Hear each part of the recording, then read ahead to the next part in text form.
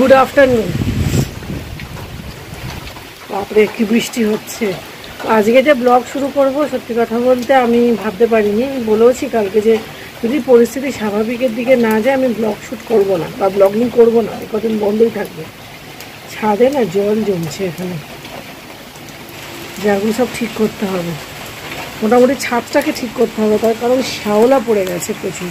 এই যে পুরো জায়গাতে শ্যাওলা পড়ে গেছে, এই হচ্ছে ব্যাপার।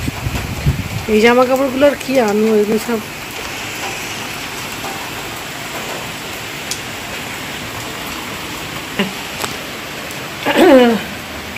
পরিস্থিতি স্বাভাবিক না হলে ভেবেছিলাম যে ব্লগ শ্যুট করবো না। এবার মোটামুটি পরিস্থিতি এখনও পর্যন্ত স্বাভাবিকের দিকে আছে।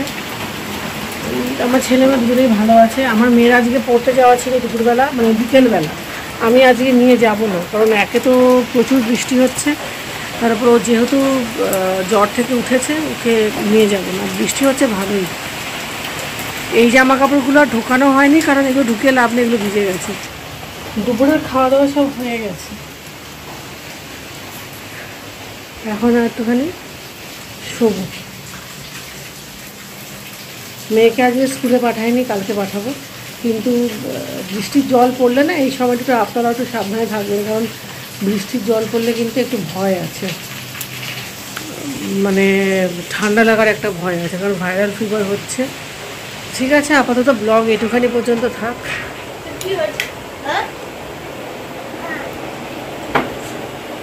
কালকে তোদের দুজনের যে অবস্থা হয়েছিল না, কে বলবে। না না, ও ঘুমাতে চাইছে। হ্যাঁ হ্যাঁ হ্যাঁ,